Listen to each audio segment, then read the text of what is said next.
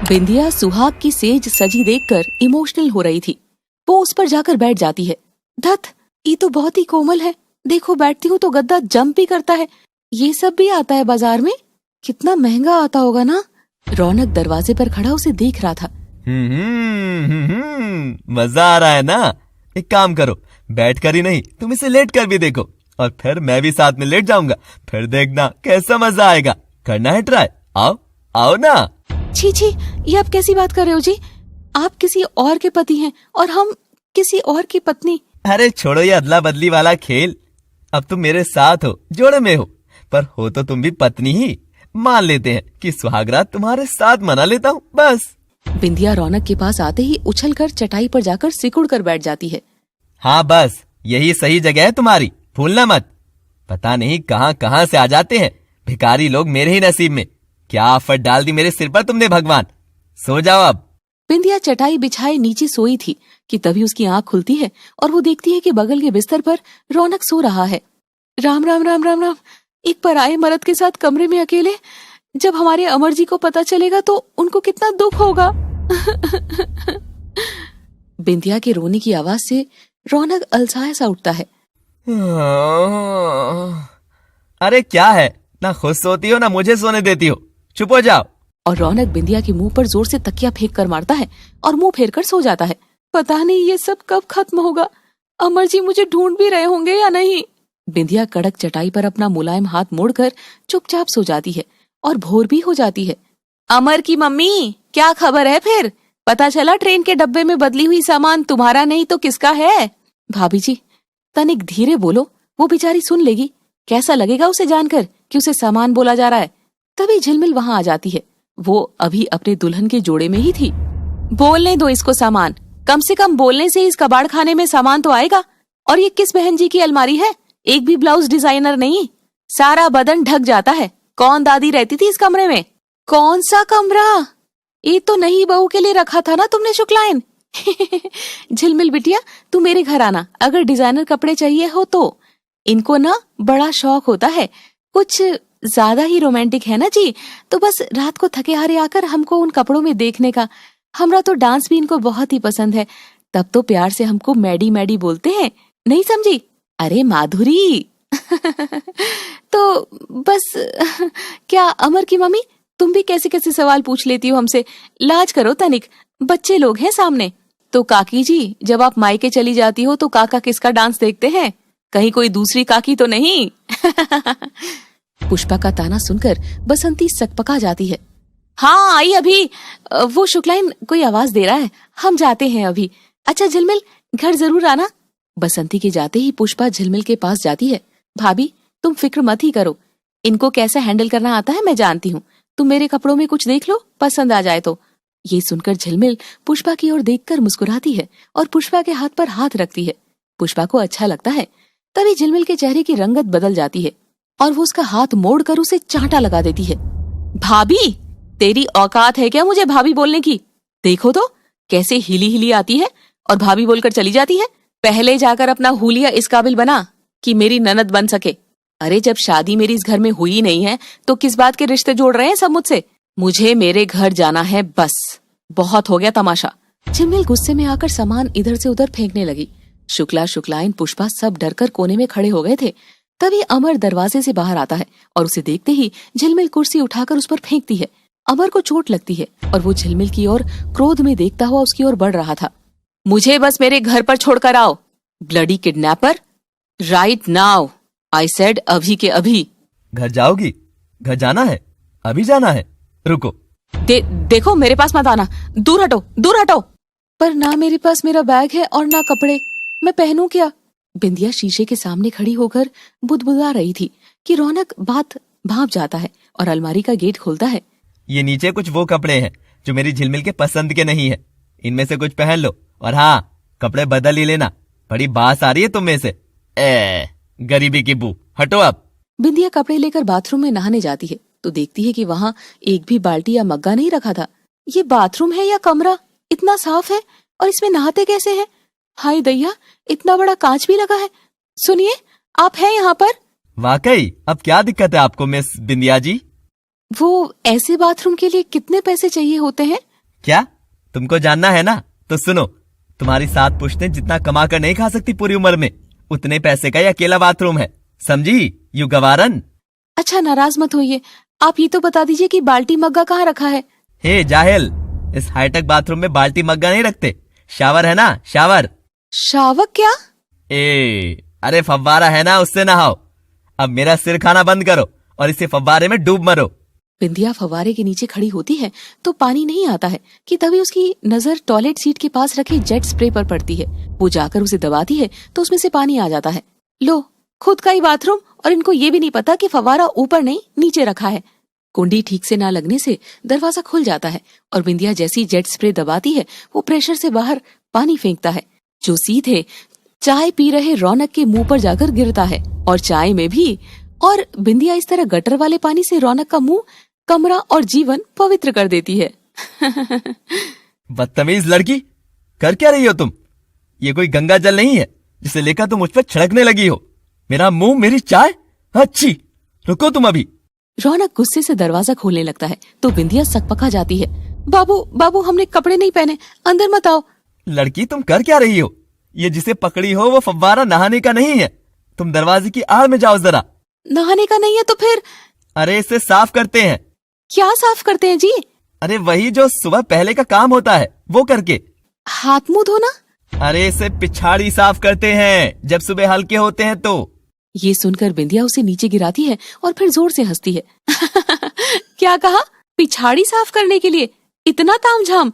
हमारे गांव में तो सभी लोग एक ठोक बड़ी कोल्ड ड्रिंक की बाटली रखते थे, पहले उसकी कोल्ड ड्रिंक पीते और फिर उसका मुंह काटकर आधा आधा करके 2 भाग में कर लेते।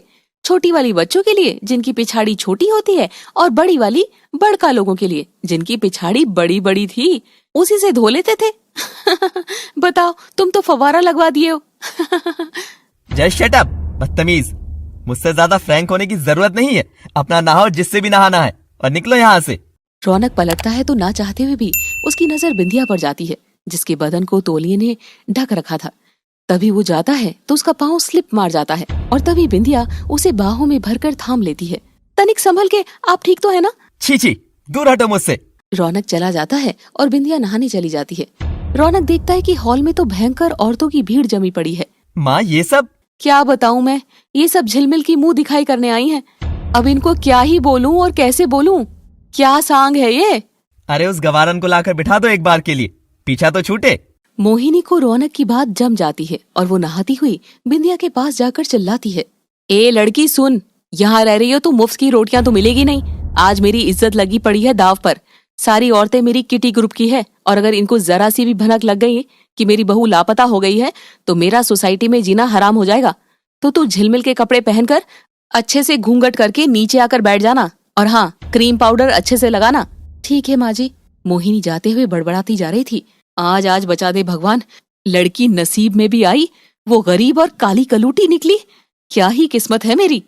बिंदिया नहाकर बाहर आती है और दरवाजा लगाकर तैयार होने लगती है। तभी वो देखती है कि झिलमिल के सारे ब्लाउज आड़े टेढ़े कटे फटे बदन दिखने वाले थे। ये देखकर बिंदिया को पसीना आ जाता है। झिलमिल देखती है कि अमर झिलमिल के पास आकर उसके पांव पकड़ लेता है। मेरे पास महल तो नहीं है, जो है यही है, मगर यहाँ तुमको तकलीफ नहीं होने दूंगा। तुम बस तमाशा मत करो। इस गांव में मुश्किल से पैसा जोड़कर ये जमीन ली है हमने।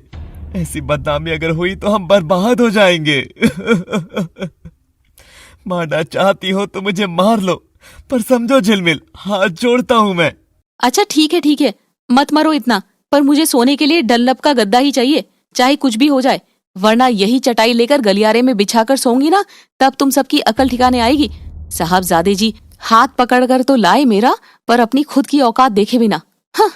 झिलमिल लहराकर अंदर चली गई। अमर अपने माँ बाप का लाचार मुंह देख रहा था। तभी वो अपनी खाली जेब टटोलता है। ये कितने में आता है डनलप का गद्दा?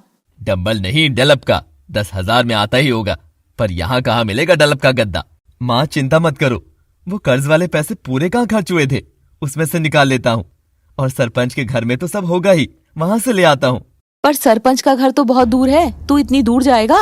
परिवार की शांति के लिए क्या दूर क्या पास, अब ये लड़की भी हमारी ही जिम्मेदारी है। और अमर पैसे लेकर गद्दा लेने चला जाता है। तभी पीछे से झिलमिल कमरे में कुछ ढूंढ रही थी। इतना नया जमाना और इनके घर में एक फोन भी नहीं है, ऐसा तो हो ही नहीं सकता। ये पक्का मुझे किडनैप ही करके लाए हैं और सारा ड्रामा कर रहे हैं, सब समझती हूँ मैं। कि तभी बगल के कमरे में फोन की घंटी बजती है और झिलमिल के कान खड़े हो जाते हैं। झिलमिल वहां जाकर जो देखती है उसके होश उड़ जाते हैं। भोली भाली दिखने वाली पुष्पा हड़बड़ाकर फोन को तकिए के नीचे से उठाकर फुसफुसाकर किसी लड़के से बात कर रही थी। आहा, जैकपॉट! अरे चौधराइन, क्या कोहिनूर ले आई क्या, जो बहू इतना छिपा कर रख रही है? कब आएगी तेरी बहू रानी? तभी बिंदिया तैयार होकर सीढ़ियों से नीचे आ रही थी और वो जैसी सीढ़ियां उतरती है सबकी नजरें उस पर पड़ती है और सबके होश उड़ जाते हैं। मोहिनी का चेहरा तो घबराहट से सफेद पड़ गया था। आखिर बिंदिया और झिलमिल अपनी अपनी समझ से क्या तूफान लेकर आने वाले हैं। सब लोगों की नजर बिंदिया पर ही थी और सब एकदम से हंस पड़ती है। अरे वाह बहू, क्या लग रही है भाई, वाह! मैं फटाफट एंट्री का वीडियो निकाल लेती हूँ। पम्मी नहीं आई ना, उसको तो दिखाऊंगी। असल में बिंदिया ने झिलमिल के कपड़े तो पहने थे, मगर खुद को ढकने के लिए ब्लाउज के ऊपर रौनक की शर्ट पहन ली थी और उस पर साड़ी का पल्लू लिए हुए थी और चेहरा इतना सफेद लाल जैसे सफेदी पर लाली पोत दी हो। ये सबको इतना फनी लगा कि सबको मजा तो बहुत आया होगा, मगर बेचारी बिंदिया का अब चौधराइन क्या ही हाल करने वाली है। तौबा तौबा। ठंड बहुत है ना भाभी जी, इसीलिए। अरे आप बैठ जा बिटिया, जेठ की दोपहरी में ठंड? हाँ क्या चौधराइन, तू भी खूब ही मजाक करती है। बिंदिया सोफे पर बैठ जाती है और झोली फैला लेती है। सब औरतें आती जाती है, शगुन डालकर हंस देती है। एक नंबर बेटा, ये फैशन सेंस अपनी सास को भी सिखाना, ठीक है? अच्छा चौधराइन, ये कल सोसाइटी में ऐसा क्या सुनने में आ रहा था कि तेरी बहू खो गई, लापता हो गई? कुछ सुना तो था उड़ता उड़ता। हाँ हाँ हाँ, सुना तो हमने भी था। क्या था भाई? दुल्हन घूमते तो हमने देखा नहीं, पर बात उड़ी है तो हमको भी बता। बेटा तू कल खो गई थी क्या? क्या सास और पति ने हाथ नहीं पकड़ा था क्या, या खुद ही भागना चाह रही थी? चुप कर सुषमा, तुझे तो बस बातों की चाशनी उतारनी आती है। अरे कल जब घर आए तो देखा कि बहू का कपड़ों वाला बैग ही लापता हो गया है, इसीलिए तो बेचारी जोड़ तोड़ कर कुछ भी पहन रही है। और बस लोगों की तो आदत ही है, चौखट के बाहर बैग की बात गई और सोसाइटी तक पहुंचते पहुंचते लापता दुल्हन में बदल गई। बोलो, भला कोई पागल ही होगा जिसकी दुल्हन गायब हो सकती है, कोई बटुआ थोड़ी ना है कि मार ले जाए, है ना? और सब औरतें भी हंसती है। खूब हंसी मजाक का समय हो रहा था। तभी एक आंटी की नजर बिंदिया के हाथों पर पड़ती है, जो चेहरे से काले थे। अरे मोहिनी, बहू को सब सिखा तो दिया ना तूने? और क्या, अभी एक हफ्ते में फॉरवर्ड कर दूंगी इसको सब चीजों में। बोलना चलना, मेकअप, ज्वेलरी, कपड़े, सब में टॉप होगी मेरी बहू। तो बहू को ये तो बताती कि मेकअप जब चेहरे पे करे तो जरा सांवले हाथों का भी ध्यान रखे। देखो देखो, मुंह की पुताई से थोपड़ा तो बदल लिया, मगर बेचारी हाथों का रंग बदलना भूल गई। कोई बात नहीं बेटा, सीख जाओगी अपनी सास के साथ। मोहिनी को बड़ी शर्मिंदगी होती है और वो बिंदिया को काट खाने की नजर से घूरती है। देख मोहिनी, बहू को घूरने की दरकार नहीं है, हम बहू का नहीं तेरा मजाक बना रहे हैं। याद है जब पम्मी की बुआ की मुंह दिखाई करने तू आई थी, तब क्या हुआ था? मोहिनी जैसी पम्मी की बहू का घूंघट उठाती है तो उसका काला रंग देखकर उसकी हंसी छूट पड़ती है। हैं? काली बहू रानी? सही है पम्मी, सही। तेरे बेटे को सूट भी करेगी। कहाँ हमारा सैम गोरा चिट्टा, कहाँ ये ब्लैक। दोनों मार्केट में जब निकलेंगे तो ब्लैक एंड व्हाइट लगेंगे। Black white, black white, black white, खूब जोड़ी है। हंस ले मोहिनी, हंस ले। तेरी आंखें सिर्फ चमड़ी का रंग देख सकती है, मगर मेरी और मेरे बेटे की आंखों ने मेरी बहू का सोने का दिल देखा है, जो गोरी चमड़ी के रंग से बहुत ऊपर है। पर वहां बैठी औरतें मोहिनी की ही साइड लेकर हंसती है।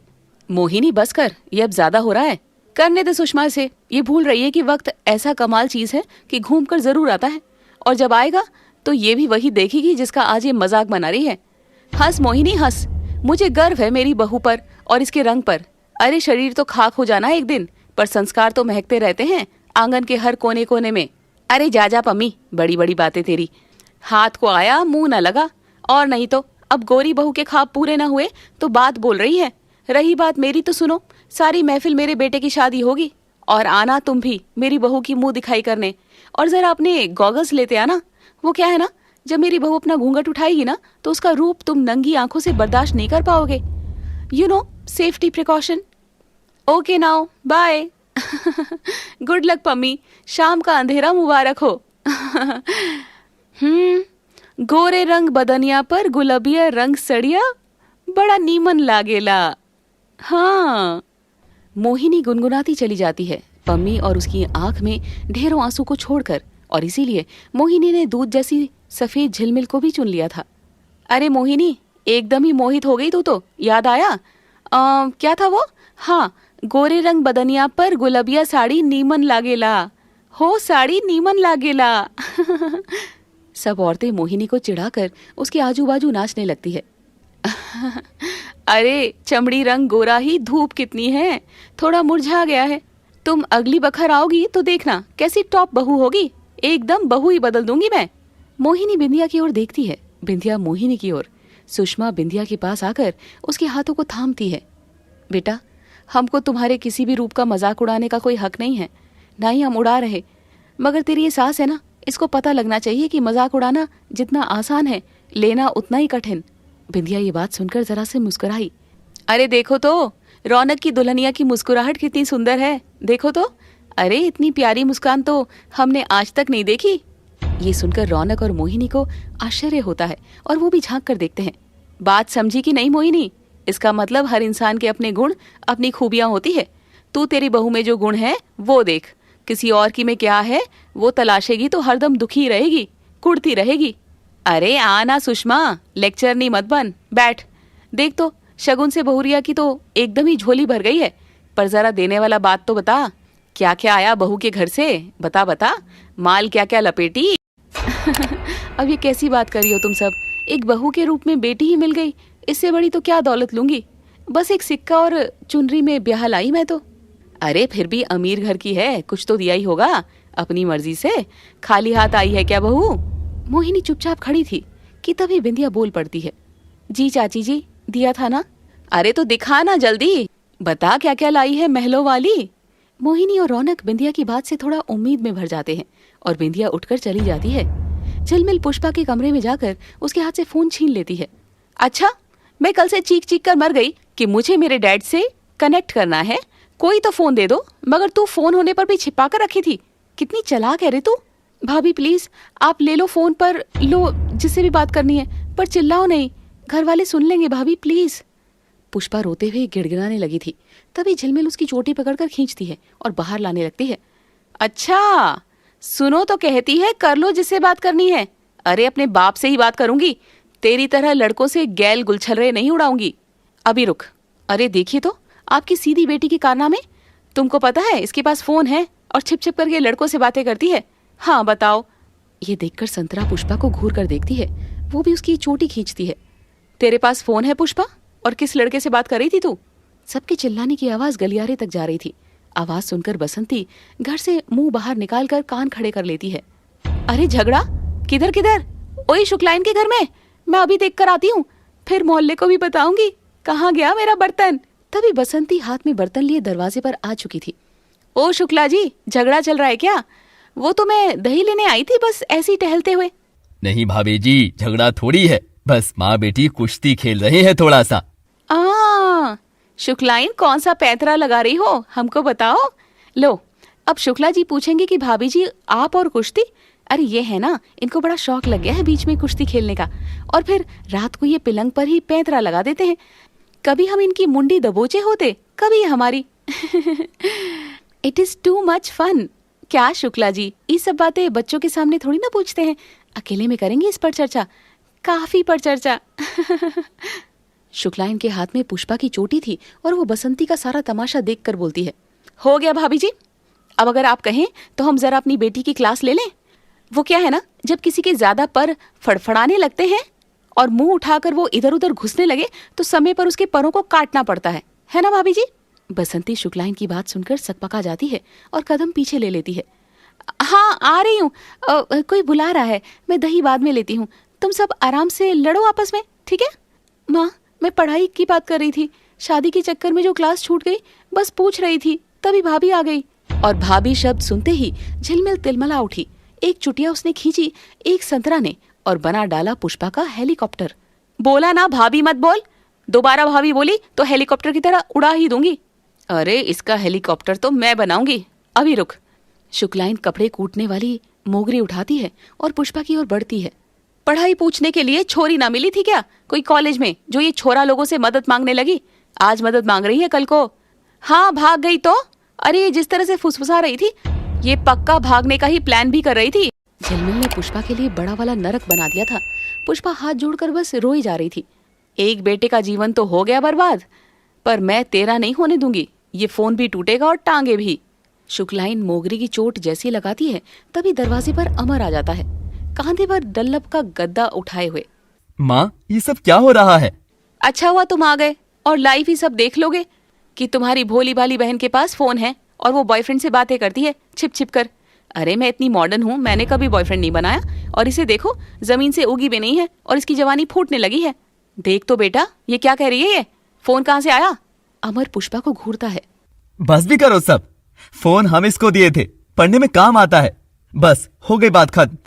और लड़के से बात करिए माँ, बात करने में और भागने में कुतुब मीनार जितना फर्क है। कुछ भी बकवास शुरू कर रखी है घर में। और एकदम से सब शांत हो जाता है। आज के लिए आपने जो किया अच्छा किया, पर इतनी हमारी फिक्र मत करिए। ये लो फोन और कर लो जिससे भी बात करनी है। झिलमिल झट से फोन लपक कर अपने डैड को फोन करती है, मगर घर में कोई फोन नहीं उठाता और मोबाइल ऑफ आता है। ये देखकर वो उदास हो जाती है। तभी वो नीचे वाले नंबर को देखती है। ओह, देखो तो आखिर कौन सी पढ़ाई चल रही थी। झिलमिल उस फोन नंबर पर कॉल लगा देती है। हेलो जानू, ये अचानक से तुम फोन क्यों काट दी? तुमको तो पता है ना, बाबू थाना तहाँ थाता है जब तक तुम एक चुम्मा नहीं दे देती। बाबू के हाबू, चुम्मा रोटी खानी है या सब्जी रोटी? बड़ा हो जा अब, चल बाय। ये बोलकर झिलमिल फोन काट देती है। उसके चेहरे पर शैतानियत थी। अब आएगा और मजा, तमाशा इज ऑन। उस भाई की भाईगिरी सब निकल जाएगी जब देखेगा इस बाबू की असलियत।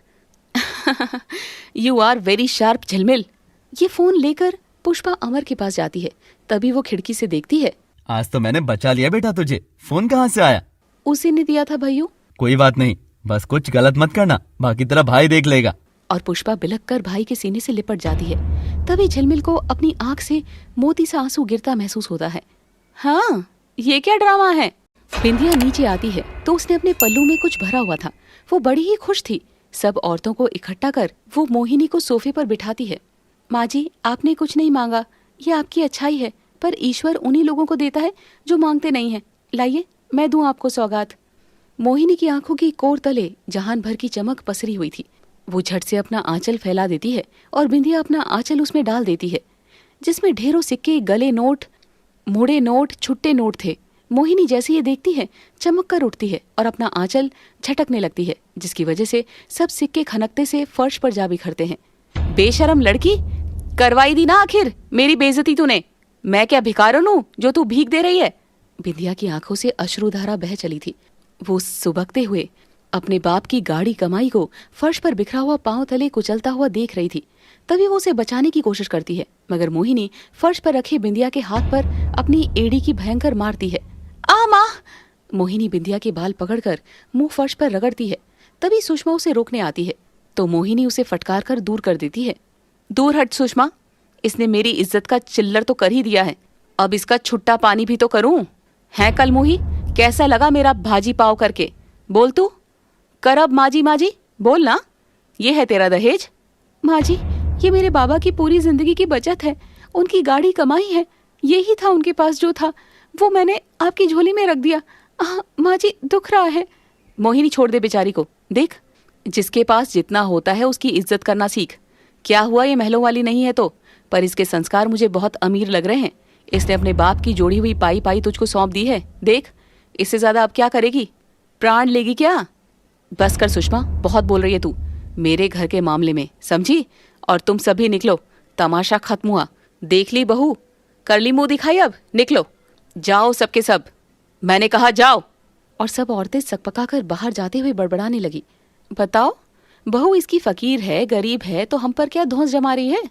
अरे हम सब तो बड़े घरों की औरतें हैं, अमीर है, रईस है, हमको क्या पड़ी है तेरे घर आने की? जा जा, हम नहीं आए अब यहाँ। बड़ी आई, बेचारी दुख तो इसकी बहू पाएगी। तरस आ रहा है इस पर, देखो तो कैसे राक्षसी की तरह चढ़ी हुई है इस पर। सब औरतें बड़बड़ाकर चली गई। बिंदिया वहीं उसके कदमों में पड़ी रो रही थी।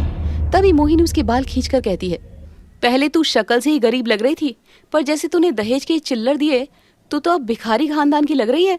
कलूटी, मेरी नजरों से दूर रहा कर। और हाँ, एक काम कर, तू घूंघट ही कर ले, वरना तुझे देख देख कर मेरा खुद का चेहरा किलस किलस कर काला हो जाएगा। जी माँ जी, जैसा आप कहें। और यहाँ मुफ्त की रोटी तोड़ने की जगह नहीं है, ये नौकर है, काम करते हैं तो खाना मिलता है। तू भी काम करेगी तो खाना मिलेगा। जी माँ जी। जी माँ जी, बुलवा बस इस भालू जैसी से। चल रौनक, पता नहीं कहाँ से ये आफत आ गई। माँ, मुझे तो इस पर शक लगता है, कहीं भिखारियों के ग्रोह की तो कोई लड़की नहीं है ये। जरा इन सिक्कों और नोटों को देखो, ऐसे चिल्लर तो उनके पास ही होते हैं। रौनक मोहिनी चले जाते हैं। बिंदिया सब सिक्के इकट्ठे कर रही थी, तभी ऋतिक वहां आकर खड़ा हो जाता है और बिंदिया रोते हुए हाथ जोड़ लेती है। उठा दो ना प्लीज, मेरे बाबा की कमाई, बाबा की। मुझे माँ बाप के पास जाना है, मुझे उनकी बहुत याद आ रही है। भाभी शांत हो जाइए, मैं आपको नहीं मारूंगा। इनफैक्ट मैं तो आपकी मदद कर देता हूँ। ये लीजिए कुछ सिक्के। और हाँ, माँ बाबा से बात करनी है ना, लो मेरा फोन ले लो। हमको नंबर याद नहीं है ना, हमरे घर में फोन है, बस एक ठोक फोन है पड़ोसन के यहाँ पर नंबर हमको नहीं पता। ओके ओके, आप रोइए नहीं। तो आप मुझे अपने गांव का नाम बताइए, मैं अभी गूगल पर देखकर बताता हूँ। हमारे गांव का नाम रामपुर, आप पहुंचा दोगे हमको बाबा के यहाँ? ऋतिक गूगल करता है तो रामपुर नाम से 18 गांव निकलते हैं। भाभी, इतने रामपुर तो मैंने भी नहीं देखे, अब मैं कैसे पहुंचाऊं आपको? ससुराल का आपको पता नहीं, माय का पता नहीं, ढूंढ आपको कोई रहा नहीं। तो अब तो यही आपका घर है भाभी, जब तक कोई आ नहीं जाता। अब वैसे भी इतना रायता तो फैल ही चुका है, क्यों ना छोंक लगाकर इसकी कड़ी बनाकर रोटी खा लो। कड़ी रोटी रायता? भैया आपको भूख लग रही है क्या? हम बनाकर लाए खाना, रुको आप। ओहो, मैं तो मिसाल दे रहा था। जाओ भाभी, आप दवा लगा लो। बिंदिया सुबकते हुए अपने कमरे में लौटती है तो रौनक कपड़े बदल रहा था। वो बिंदिया को वहां देखकर सकपका जाता है। दरवाजा दिखता नहीं है क्या तुमको? दिखता है तो नॉक करो ना मैडम इसको। बाप का घर समझियो, जहाँ मन करता है मुंह उठाकर चल देती हो। जाओ यहाँ से। बेचारी बिंदिया मायके से तो पराई हो ही गई थी, ससुराल छूट ही गया था, और जो अब पास में था वो तो खुद उसे पराया महसूस कराता था। दिन के समय जब सब टेबल पर बैठकर खा रहे थे तो मोहिनी ने बिंदिया को फर्श पर बैठकर खाने का इशारा किया। इसको तो ऐसी सबक सिखाना पड़ेगा मेरे को। इसको तो खाना भी सादा और ठंडा दिया है, तब जाकर यहाँ से खुद भाग जाएगी।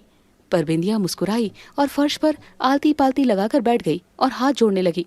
शुक्रिया माँ जी, हे ईश्वर, अन्न का पहला निवाला दिया तूने, तू बड़ा रहम वाला है। मोहिनी रौनक ये देखकर चौंक गए थे। बिंदिया बिना शिकन के आनंद लेकर भोजन खा रही थी। जहाँ सब चटाई पर सोए थे, झिलमिल डल्लप के गद्दे पर सोई। क्या है, तुम क्या कबाड़ी से थर्ड हैंड गद्दा लेकर आए हो जो पीठ में इतना चुभ रहा है? कोई कंपनी वंपनी का है भी या नहीं? ब्रांड कौन सा है इसका? अमर झिलमिल की बात सुनता है और उसके बिस्तर पर जाकर उसके बगल में बैठ जाता है। झिलमिल ये देखकर हैरान थी। अरे बड़े बदतमीज हो, मेरे पास क्यों आ रहे हो? अमर ने अपने पांव आगे किए, जिनके तलवों में लाल खून से भरे छाले हो रहे थे। तुमको ब्रांड दिखाने के लिए, देखो ये ब्रांड है, ये कंपनी का गद्दा है।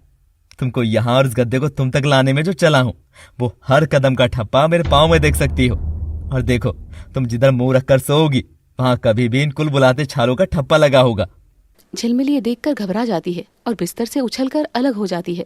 घबराओ नहीं, गरीबी काटती नहीं है, उसके बड़े बड़े दांत नहीं होते हैं, बस वो निचोड़ती है, कसती है बदन को आहिस्ता से, गले से सरक कर पूरे शरीर पर लिपटती है और धीरे धीरे गरीब आदमी के पूरे प्राण चूस जाती है। झिलमिल, आप जानती हैं एक बात, आप अमीरों को नींद आसानी से आती है, उससे कहीं ज्यादा आराम से हमको आती है, क्योंकि गरीब आदमी पूरे दिन खुद का शरीर झोंक कर अपने हाथों से रात के लिए नींद बनाता है। ये शरीर इतना थका रहता है कि बिस्तर पर गिरते ही नींद की बाहों में टूट जाता है। झिलमिल आंखें फाड़े हुए अमर की बात सुनते जा रही थी। अमर बिस्तर पर हाथ थपथपाता है और उसे बैठने का इशारा करता है। डरो मत, ये गरीबी अछूत बिल्कुल नहीं है, ये गरीबों से अमीरों को नहीं लगेगी। असल में इसकी खासियत ये है कि गरीब हमेशा गरीब दर गरीब रह जाता है और अमीर हो जाते हैं। पर ये बीमारी आपको नहीं लगेगी, आज नहीं तो कल कभी ना कभी आप अपने महल लौट जाएंगी, मगर तब तक के लिए इस घर में मैं आपको किसी चीज की कमी नहीं होने दूंगा, चाहे ठप्पा आपकी चीजों पर लगे या मेरे इन पैरों पर, आप सो सकती हैं। अमर झिलमिल को मुस्कुरा कर देखता है और चला जाता है। झिलमिल एकदम पत्थर बनी उसे जाता देख रही थी और वो बिस्तर पर सहमी सी बैठ जाती है। उस रात झिलमिल को आसानी से नींद नहीं आई थी, पर कुत्ते की दुम सीधी हुई है कभी? तमाशा तो अगले दिन शुरू होना था। झिलमिल नहा रही थी। अरे कोई है क्या बाहर?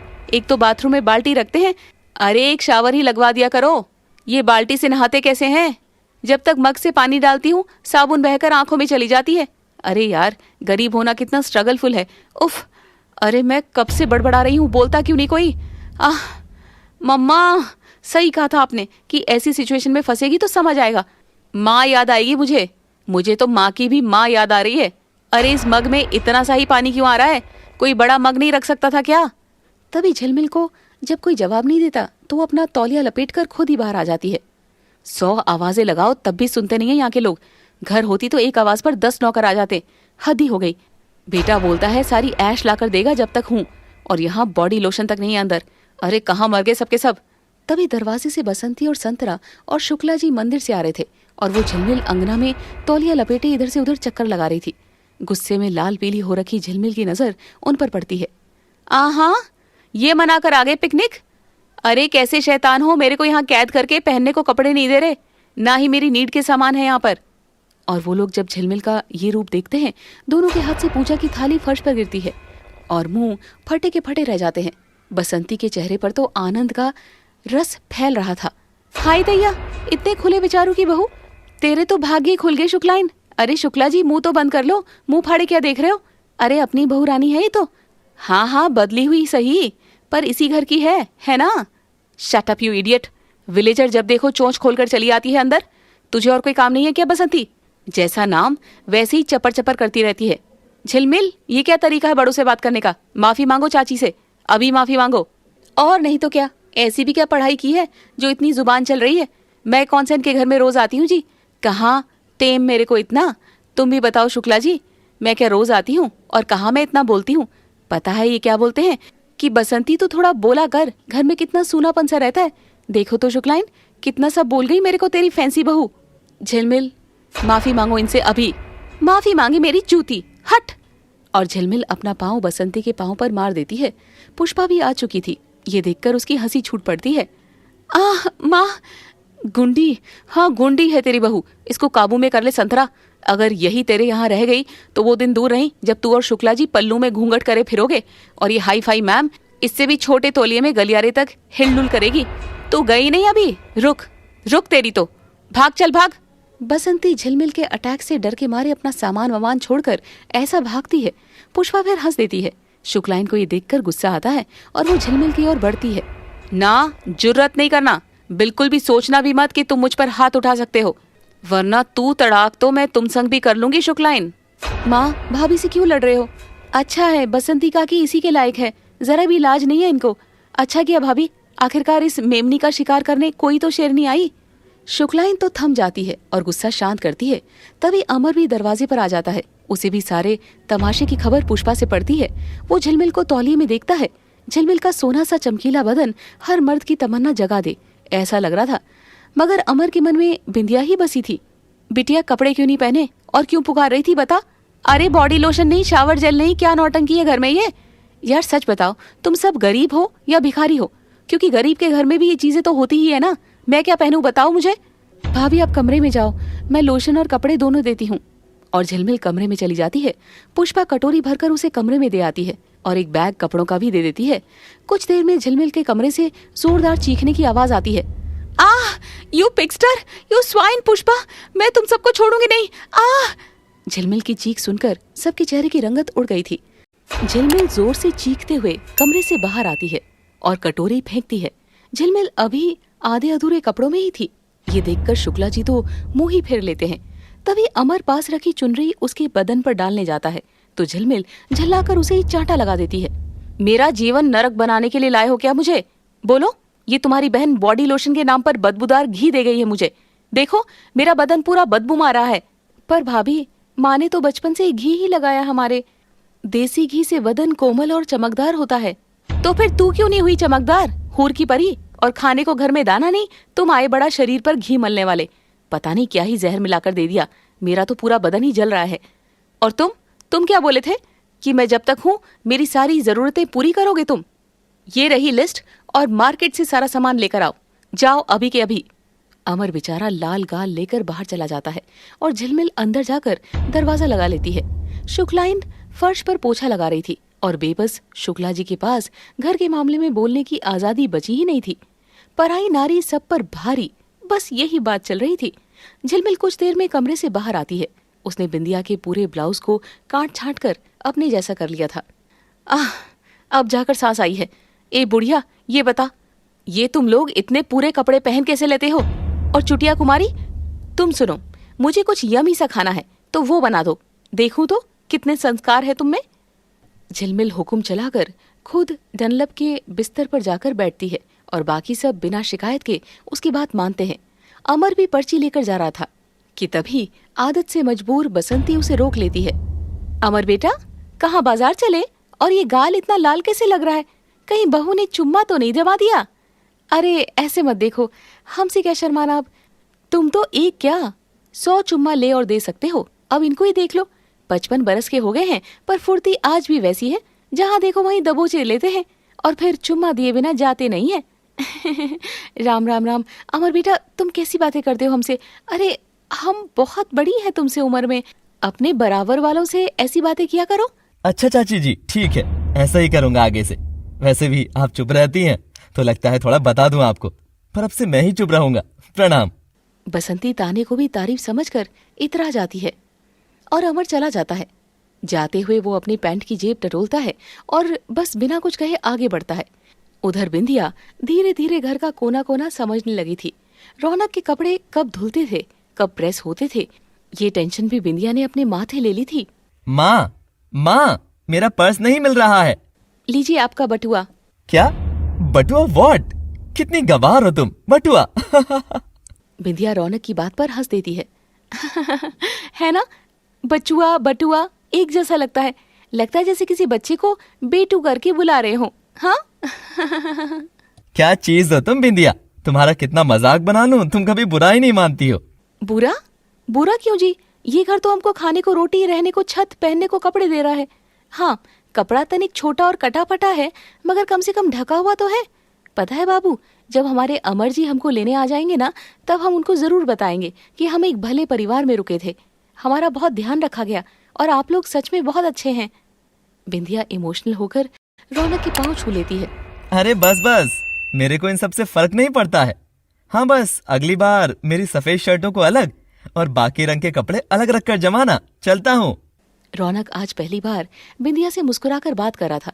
वो जाते हुए उसके सर पर हाथ फेरकर हंसता हुआ निकलता है। बटुआ। पागल लड़की, एकदम ही देहातन हो तुम। बिंदिया आज खुशी से काम कर रही थी। लगा जैसे इस घर में उसे किसी ने इंसान समझा। वो किचन में काम कर रही थी कि तभी उसका गैस सिलेंडर लीक करने लगा और एकदम से पूरे घर में गैस फैल गई।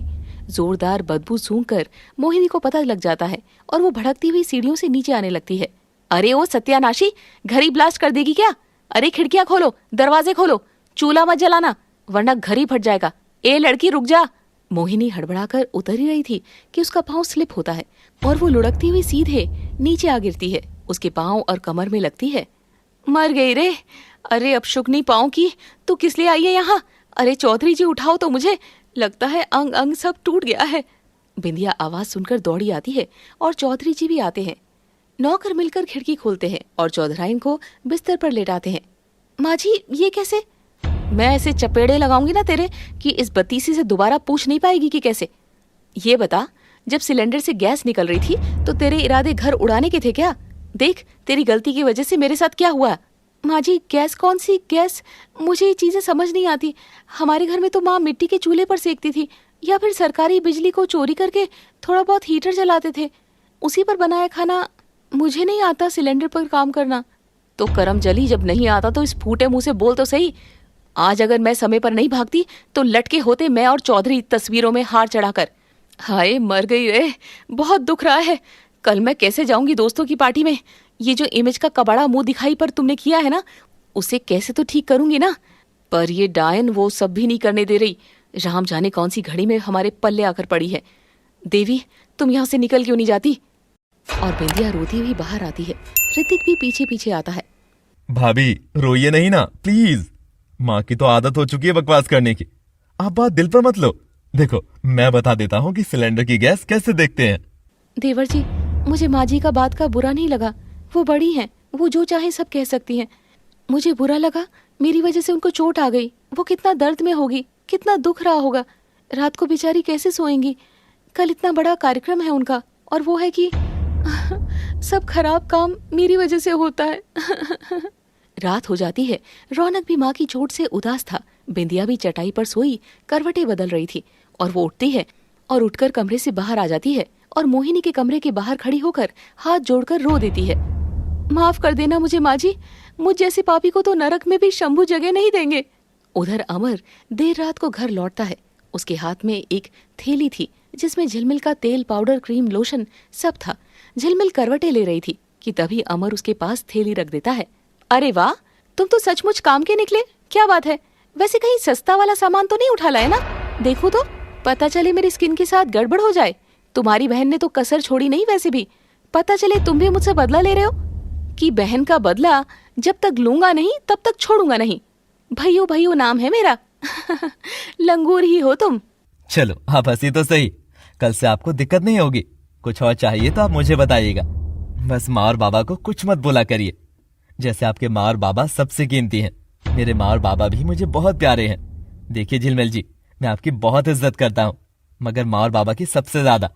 शायद आप समझेंगी, आपकी जरूरतें इतनी महंगी नहीं है इसके लिए माँ और बाबा सुने, और आपकी जरूरतें इतनी सस्ती भी नहीं है कि माँ और बाबा पूरी कर सके। सो जाइए, रात हो गई है। और अमर सो जाता है। झिलमिल भी अपना बिस्तर लपक कर सामान देख रही थी। क्या सच में ये लंगूर ये सब महंगा महंगा लेकर आया? मगर कैसे? देखूं तो सही। झिलमिल करवट लेती है तो अमर को सोता देखती है। उसके हाथ फर्श पर फैले हुए थे, और वो जैसे ही अमर के हाथ देखती है, झिलमिल की आत्मा हिल जाती है। अमर के हाथों में ढेरों छाले थे, एकदम जख्मी हाथ। तुम्हारे हाथों को, ये तुम्हारे हाथ ऐसे तो नहीं थे? कहा था ना, आपकी जरूरत इतनी भी महंगी नहीं है कि ज्यादा मजदूरी करने पर भी खरीद ना सको। महंगी जरूरतें नहीं होती मैडम, महंगा परिश्रम होता है। पर जितना महंगा परिश्रम है उतनी सस्ती मजदूरी है। आप फिक्र ना करो, गांव में एक दुकान है जो गरीबों के लिए आश्चर्य का विषय है कि आखिर इतना महंगा सब लगाता कौन है। वहीं से लाए हैं आपके लिए। झिलमिल अमर के हाथों को अभी भी देख रही थी। उसके हाथ घायल देख झिलमिल सामान की थैली अपनी नजरों से दूर रख देती है। खाना खाया तुमने? भूख से मीठे पैसे तो बचा लिए। आप मेरी फिक्र मत करो, सो जाओ। ओ प्लीज, झिलमिल किसी की फिक्र नहीं करती, समझे? वो मुझे भूख लग रही थी तो सोचा कि बस पूछ लूं तुमसे। ऐसा कोई परवाह करने का शौक नहीं है मुझे, वो भी तुम जैसे लड़के की परवाह। चलो मैं जा रही हूँ कुछ खाने का देखने। अमर मुस्कुराकर करवट ले लेता है और झिलमिल किचन में जाकर रोटियों पर सब्जी वगैरह रखकर कुछ तो बनाती है। हाँ, इससे शायद उसकी भूख मिटे। वैसे भी कब से उसके पेट की आवाजें शोर मचाकर मुझे तंग कर रही है। एक बार उसका पेट चुप हो जाए तो मैं सोऊं। झिलमिल कमरे में जाती है, तब तक अमर सो चुका था। वो अमर के पास ही खाना रखकर उसकी छाले देखती है और अपनी माँ की बात याद करती है। मॉम कहती थी हल्दी से बड़ी कोई रेमेडी नहीं, वही लगा देती हूँ। और झिलमिल कटोरी में हल्दी लाकर उसके हाथों पर मल देती है। अमर के चेहरे पर राहत नजर आ रही थी और कटोरी वहीं रखकर चुपचाप आकर सो जाती है। झिलमिल के जाते ही अमर करवट बदलकर खाना और मलहम देखकर मुस्कुराता है और उसके सोने के बाद उठकर झिलमिल का बनाया खाना खाता है। आज लगा अमीरों के चमकते पत्थर जैसे शरीर में एक छिपा कोमल दिल भी है। बिंदिया चुपके से मोहिनी के कमरे में जाती है और उसके पांव दबाने लगती है। मोहिनी को हाथ लगने का एहसास होता है तो वो बिंदिया को जोरदार लात मारती है। बिंदिया फिर से लात लपक लेती है और मोहिनी और तेज लात मारती है। ऐसा 4-5 बार होता है। अरे डायन, रात में तो चैन ले लेने दे। क्या गला ही दबाएगी मेरा? सोती हुई को ही निपटाने आई है लगता है। नहीं नहीं माँ जी, बस एक बार मुझे सेवा करने दो। अम्मा बाबूजी कहते थे कि बिंदिया के हाथों में ही जादू है। एक बार दबाने दो बस, देखना कल तक आप ठीक हो जाओगी। कर लेने दे इसको भी। अब नौकर तो नौकरों वाले काम ही करेगा ना। तुम लो सर्विस, तुमको क्या दिक्कत? ज्यादा दिक्कत हो तो फटकार देना एक जोरदार लात, ऐसी कि कमरे से बाहर आ जाए। अब सो जाओ, मुझे नींद आ रही है। बिंदिया अब फिर से मोहिनी का पांव थामती है तो मोहिनी पांव नहीं झटकती। अब बिंदिया के चेहरे पर खुशी थी। सेवा सबसे बड़ा परोपकार, आप एकदम ठीक हो जाओगी माँ जी। मोहिनी को नींद आ गई थी। सुबह का समय होता है। रौनक उठकर देखता है तो उसका गंवार रूम पार्टनर कहीं नहीं था और रौनक की आंखें उसे तलाशने लगी। वो बिंदिया को ढूंढता हुआ बाहर आता है और इधर उधर देखता है। तभी ऋतिक भी आ जाता है। किसे ढूंढे तुम्हारी अखियां? बोलो बोलो। जस्ट शट अप, मैं बस मॉम को ही देख रहा था। मेरे साथ आओ। ऋतिक रौनक को मोहिनी के कमरे के बाहर ले जाता है और देखता है कि मोहिनी तो बड़े आराम से सो रही है और उसके कदमों में पड़ी थी बिंदिया, जो रात में पांव दबाते दबाते मोहिनी के कदमों में ही सो गई थी। अचानक मोहिनी की आंख खुलती है और वो बिंदिया को अपने पांव में पड़ा देखकर चिढ़ जाती है। दूसरी ओर झिलमिल आज अमर से पहले उठ गई थी। उठते ही सबसे पहले वो अमर के पास रखी थाली में झांकती है जो खाली थी, तो लंगूर ने चखा अंगूर। आखिर दोनों लड़कियां घर की चुनौतियों में एक कदम आगे रख चुकी थी, मगर मंजिल तक पहुंचने से पहले कैसे इनकी जिंदगी का तूफान इनकी ओर बढ़ रहा है, ये आपको देखने को जल्द मिलेगा।